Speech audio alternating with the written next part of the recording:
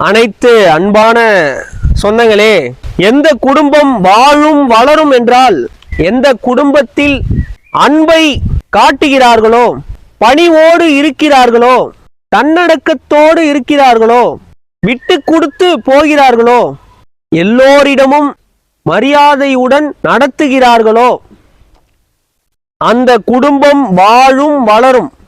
நீங்க பாருங்க, நல்லா கவனிச்சு பாருங்க. எந்த குடும்பத்துல பணத்தை முன்னிறுத்துறாங்களோ அந்த குடும்பம் எல்லாம் சீரழிஞ்சி சின்ன பின்னமா போயிடும், சிதறி போயிடும்.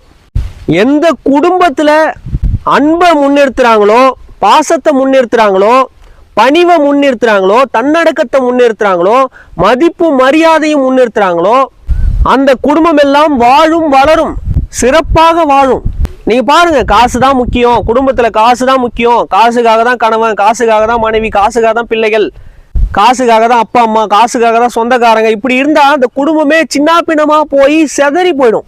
எந்த குடும்பம் காசு இல்லைனாலும் வாடா தம்பி, வாடா அண்ணன், வாங்கம்மா, வாங்கப்பா, வாங்க சித்தப்பா, வாங்க பெரியப்பா, வாங்க சித்தி, வாங்க பெரியம்மா, வாங்க அத்தை, இப்படி யார் பணிவா, தன்னடக்கமா, அன்பா, பாசமா எல்லாரையும் அரவணைச்சு அழைக்கிறாங்களோ அந்த குடும்பம் வாழும் வளரும்.